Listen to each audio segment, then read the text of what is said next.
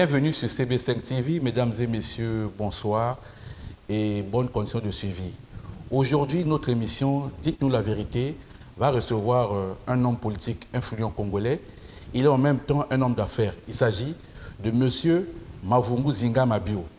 M. Mavungu Zinga Mabio, ce n'est plus un homme à présenter ici au Congo, mais pour les besoins de la cause, nous allons quand même le présenter. M. Mavungu Zinga Mabio est le président d'un parti politique Alliance, un parti dit de l'opposition. M. Mavungu Zinga Mabio va nous dire toute la vérité au sujet de son parti, ses ambitions politiques et même sur la politique nationale congolaise.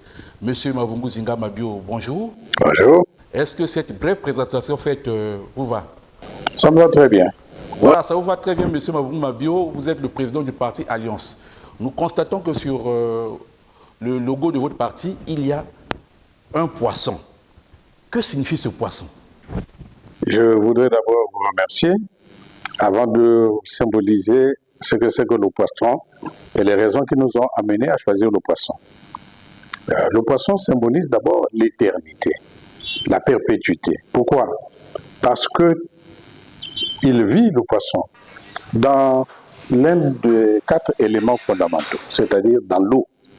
Et on peut donc dire que tant qu'il y aura de l'eau, eh bien, il y aura le poisson. Et c'est pour dire tout simplement que si demain matin nous ne sommes plus là, les générations futures vont continuer à travailler avec le logo poisson. Mais beaucoup plus que cela, le poisson symbolise aussi l'unité. L'unité. Quand vous regardez le poisson, il y a beaucoup d'écailles, mais toutes les écailles sont couchées sur la même couchette. Ce qui n'est pas quelque chose de montré si on vit dans un pays où l'unité nationale doit être la cause première à défendre. Je voudrais aussi vous dire que les écailles du poisson sont de différentes couleurs. C'est la diversité, mais dans l'unité. Donc si je vois bien, le poisson symbolise votre devise. Absolument. Vous pouvez rappeler cette devise? Pour le parti? Oui. Fraternité, justice, liberté. Voilà, fraternité, justice, liberté. Quelle est la ligne éditoriale, sinon la philosophie de votre parti? Le parti Alliance est un parti d'opposition. Je vous ai entendu dire un parti ni de l'opposition. Non, il faut plutôt dire carrément que c'est un parti qui se situe à l'heure actuelle dans l'opposition. Le positionnement du parti Alliance sur l'échiquier national politique. Vous êtes de l'opposition? Est-ce que vous êtes du centre, de gauche, de droite? Expliquez un peu. Je ne sais pas ce que ça veut dire pour un Congolais, un parti du centre, de gauche ou de droite. Mais j'aimerais dire tout simplement qu'il y a les gouvernants et il y a les autres. Je suis parmi les autres. Voilà, vous êtes parmi les autres. Que pensez-vous des futures élections présidentielles aux États-Unis? Nous avons une dame et un monsieur qui était déjà président qui se battent là pour la tête du pays. Je n'ai pas d'a priori sur l'un ou l'autre candidat. Ça m'intéresse très peu, au même titre que les Congolais d'ailleurs. Ce qui nous intéresse, c'est ce que nous devons faire dans notre pays, c'est ce que nous vivons, et c'est cela qu'il y a de plus. Nous allons vous choquer, Monsieur le Président, pour dire que la France est restée plus d'1 mois sans gouvernement. Est-ce un modèle pour nos pays africains? Mais la France n'a jamais été un modèle pour les pays africains. C'est un État prédateur, tout simplement. Ce qui m'intéresse, ce n'est donc pas cela. Qu'il fasse 1 mois ou 1 semaine avant d'avoir un gouvernement, ça ne nous intéresse pas. Ce qui m'intéresse, voilà, revenons maintenant au Congo, comme c'est le gouvernement congolais qui vous intéresse. Il y a quelque temps, le Congo a cédé une partie de ses terres aux Rwandais. D'après les informations recueillies, ces terres serviront de faire la culture du ricin. oui. On cède une partie de terre d'un État à un pays étranger. Donc il n'y a pas d'agriculteurs au Congo? Je voudrais vous dire sur cette question que nous avions déjà en son temps donné notre point de vue. Puisque vous revenez là-dessus, je voudrais vous dire que il y a beaucoup d'exemples dans les pays qui ont eu à céder des parties du territoire et la suite nous la connaissons aujourd'hui. Les problèmes de terre sont pratiquement éternels. Et s'il s'avère que le gouvernement congolais a cédé ou vendu une partie du territoire, je voudrais vous dire que les dispositions de l'article 219 de la Constitution sont tout à fait claires à ce sujet. Personne n'a le titre foncier du Congo. pas même le président de la République, moins encore celui de l'Assemblée nationale ou celui du Sénat. Donc, ces problèmes-là doivent être résolus dans le cadre de notre législation. Il y a quelque temps, le parti Alliance dont vous dirigez avait initié une série de séminaires de formation. Quelque temps après, silence total. Que se passe-t-il? Il ne se passe absolument rien d'anormal. C'est le cycle normal de la vie de l'homme. Même vous-même, vous arrivez parfois de vous reposer. Nous venons de traverser le mois d'août, et le mois d'août, en principe, c'est un mois de vacances. Nous avons demandé à tous nos collaborateurs, à tous les cadres du parti, de prendre leurs vacances, et aujourd'hui même, nous avons repris avec vous. Donc vous voyez qu'il y a... Par contre, ce qu'il faut dire, s'agissant des séminaires, que c'était des sujets très pointus que nous avons débattus, et il s'agit de la formation de tous les cadres du parti pour faire face à toute éventualité sur le plan politique. C'est-à-dire? C'est-à-dire que tant que nous n'aurons pas suffisamment formé nos cadres, nous n'avancerons pas. Les exemples sont légion. Déjà, notre pays lui-même connaît toutes ces difficultés-là. Voyez ce qu'on a fait de l'école aujourd'hui. Voyez ce qu'on a fait de l'hôpital aujourd'hui. Voyez ce qu'on a fait de tous les secteurs d'activité. Le pays est carrément dans le noir. Dans ces séminaires, on a vu des thèmes comme les fondements de base du parti, la décentralisation et bien d'autres. Vous pensez que les cadres n'étaient pas suffisamment outillés pour avoir encore accès à un séminaire lié aux fondements de base? Vous avez assisté à tous les séminaires de notre parti et vous connaissez les sujets qui ont été abordés. Il faut avoir le courage, comme vous l'avez déjà fait dans vos émissions, de dire au peuple congolais le travail que nous faisons. Parce que nous tenons à former suffisamment nos cadres. Ils doivent être aguerris pour qu'ils soient en mesure de défendre le parti, mais plutôt de défendre le peuple congolais partout où besoin sera. Il y a quelques années, vous avez rédigé une lettre ouverte au président de la République. Cette lettre est restée dans les oubliettes. Vous avez encore réitéré. Pourquoi cette insistance? Je suis président d'un parti politique. D'abord, je dois assumer ma part de responsabilité dans ce qui se passe dans ce pays. Mais au-delà, je suis un citoyen congolais. Or, les textes fondamentaux sont tout à fait clairs. C'est presque une obligation pour chaque Congolais de demander à ceux qui nous gouvernent des comptes sur le travail qu'ils ont à faire pour le bien du Congo. Monsieur le Président, le gouvernement congolais vient de lancer, il y a de cela un mois, si j'ai bonne mémoire, sinon plus, une émission intitulée « La quinzaine du gouvernement ». Au cours de cette émission, on fait appel aux journalistes et des questions sont posées au ministre de la Communication et des Médias. Que pensez-vous de cette initiative? C'est un aveu d'impuissance, un véritable aveu d'impuissance. Autrement dit, le gouvernement s'est rendu compte qu'il n'y avait pas suffisamment de pédagogie pour faire passer leurs activités au niveau de la population. Mais ce sera encore une quinzaine de plus. Pourquoi c'est la quinzaine du gouvernement? Mais chaque jour qui passe, c'est un jour du gouvernement. Chaque jour qui passe, c'est un jour du gouvernement. Monsieur Mabio, je sais bien que tout parti politique vise un objectif précis, la conquête du pouvoir, que ce soit de manière pacifique ou d'une autre manière. Selon vous, serez-vous candidat aux prochaines élections présidentielles, puisqu'il y a de cela quelques années, vous étiez absent aux présidentielles? Il faut d'abord dire qu'il n'y a pas de choix possible en ce qui concerne la conquête du pouvoir.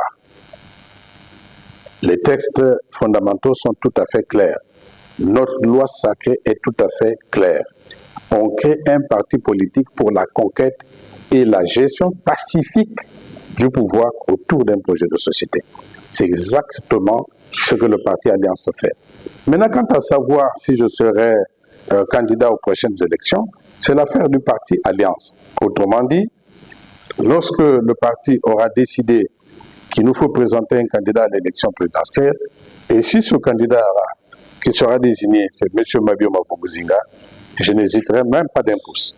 La pratique congolaise a montré que souvent ce sont les présidents qui sont positionnés comme candidats au présidentiel. Est-ce que la philosophie de votre parti va adhérer à cette logique congolaise? Nous ne sommes pas justement dans cette philosophie-là.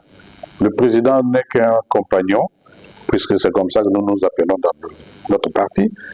Le président du parti n'est qu'un compagnon parmi tant d'autres.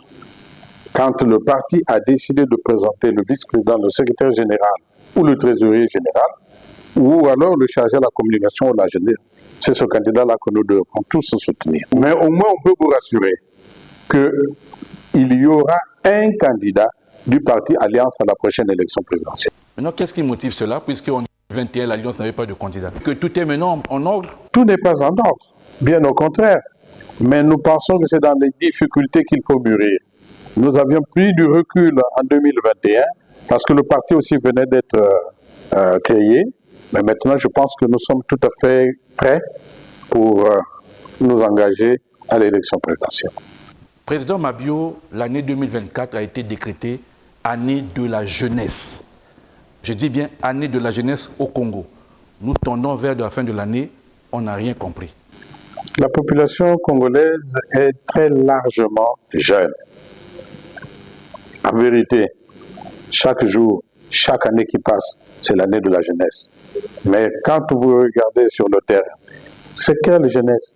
On les a transformés en Koulouna, on les a transformés en bébés noirs, on les a transformés en bandits de grand chemin.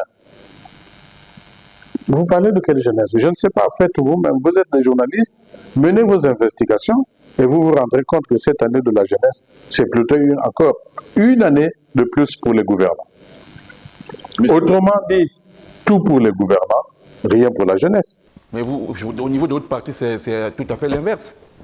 Regardez derrière moi, tous ceux qui sont là, la majorité c'est des jeunes. Je leur donne la parole, ils le savent, interrogez-les. Donc ils peuvent parler au nom du parti? Bien sûr que oui, ils sont suffisamment formés, suffisamment outillés pour parler au nom du parti. Nous pouvons prendre même un jeune de 25 ans dans notre parti et le présenter comme candidat à l'élection présidentielle. Je pense qu'il ferait mieux que plusieurs cocobards d'aujourd'hui. Président Mabio, que pensez-vous des prisonniers politiques congolais? Je veux faire allusion à Jean-Marie Michel Mokoko et Kobi Salissa qui était avec vous lors du référendum. Mais très bien, vous me tendez la perche là, que en écrivant au président de la République, nous avons pris nos responsabilités. Pour dire au président de la République, Monsieur le Président, 2026 approche, mais un chef politique voit venir le mal de loin. Pourquoi on ne s'arrêterait pas pour décrisper la situation politique nationale? Et la décrispation passerait par une renonciation, tout simplement. Il se lève le matin et dit, peuple congolais, j'ai passé plus de 50 ans en train de conduire les destinées de notre pays. Maintenant, je pense que je vais me retirer, je renonce à ce énième mandat qui est prévu par la Constitution actuelle. Cette renonciation contribuerait donc à la décrispation de la situation politique nationale. Et puis il va continuer plus loin en disant, puisque je renonce, je libère ceux qui sont en prison, notamment Jean-Marie Michel Mokoko et André Okombi Salissa. J'entends dire qu'il s'agit des prisonniers de droit commun. Non, il faut plutôt dire que toute activité qu'ils aient menée et qui ait une résonance politique, si c'est pour ça qu'on les a mis en prison, il faut les libérer. Là encore, ça contribuerait à la décrispation de la situation politique nationale. Mais il ne va pas s'arrêter là. Lui ai-je suggéré, il faut qu'il aille plus loin en mettant en place un gouvernement de convergence unique, tout simplement. Mais plus loin, après, il faut parler d'un dialogue ou une concertation, je ne sais pas quel nom qui sera donné, et les décisions qui seront prises par cette assemblée exceptionnelle-là auront force de loi, c'est-à-dire qu'elles seront immédiatement exécutoires. Ça servira de boussole au gouvernement de salut public qui sera mis en place. Enfin, il faut terminer par la mise en place d'un organe de suivi qui sera composé essentiellement de la société civile et peut-être des partenaires étrangers qui voudraient bien nous venir en aide. Président, c'est bien beau de dire à une personne de renoncer. Pensez-vous que quelqu'un qui a déjà le gâteau dans la bouche peut céder facilement? Et si vous ne cédez pas le gâteau, comment vous allez faire pour nourrir vos enfants? Si vous gardez tout le gâteau, vos enfants mangeront quoi? Non, je crois que ça c'est des plaisanteries. Il faut être serein lorsqu'il s'agit d'aborder des problèmes de cette nature. C'est tellement grave qu'il faut effectivement beaucoup de hauteur. Mais je sais que le président Sassou est capable de se dépasser pour dire aujourd'hui, nous allons décrisper la situation politique nationale. J'entends aujourd'hui les gens dire, je suis Mboshi. Vous, monsieur Moyen, mais quand vous passez dans la rue, est-ce que c'est écrit sur votre front que vous êtes de la Likwala? Voilà, c'est pour ça que l'unité nationale doit être d'abord notre première préoccupation. Il faut restaurer l'unité nationale. C'est sur ces bases-là qu'étaient partis les pères fondateurs de notre République, en disant et en donnant à notre pays comme devise unité, travail, progrès. Mais il n'y a ni unité nationale, ni travail, donc pas de progrès non plus. C'est-à-dire que le Congo est donc au fond du gouffre. Admettons qu'un jour, le candidat du parti Alliance est élu président de la République du Congo. Quelle serait alors la politique que le parti va mettre en place? Très bien. Je vous ai dit tout à l'heure que nous sommes en train de former nos cadres. C'est pour leur faire comprendre les défis que nous avons à relever. Aussi bien dans le secteur de l'enseignement, dans le secteur de la santé, de l'agriculture. Enfin, ce pays est à refaire tout simplement. Il y a beaucoup de choses à faire, mais il faut que nous puissions être ensemble pour construire ce pays. Et Alliance, notre parti Alliance est prêt, puisque la formation que nous donnons à ces cadres-là, c'est pour qu'ils soient prêts au jour le jour à affronter et à relever les défis. Quel type de relation tissez-vous avec les membres influents de l'opposition congolaise? C'est qui le membre influent de l'opposition congolaise? Je veux parler un peu du président de l'opposition. Récemment, j'ai appris la nomination d'un autre. Je ne cite pas, je pense que vous les maîtrisez. Moi, je préfère vous parler d'abord de M. Jean-Félix Debatelo, président du FOC. Ce qui est tout à fait normal parce que l'opposition a une présidence tournante. Du moins, ce que nous appelons, nous, opposition. Ça, c'est l'opposition qui émane du peuple. Cette opposition-là, M. Jean-Félix Debatelo, ne dit pas quelque chose d'autre que ce que moi j'ai l'habitude de confesser. Voyez-vous, et je connais l'homme qui, dans sa carrière politique, déjà a eu à se désolidariser de certains leaders pour des raisons très sincères et très profondes. Mais je connais aussi l'homme parce que c'est un architecte. Généralement, les architectes, ils sont à l'écart. Admettons qu'un jour, le président de la République actuelle vous invite, vous, M. Mavungu Zinga Mabio.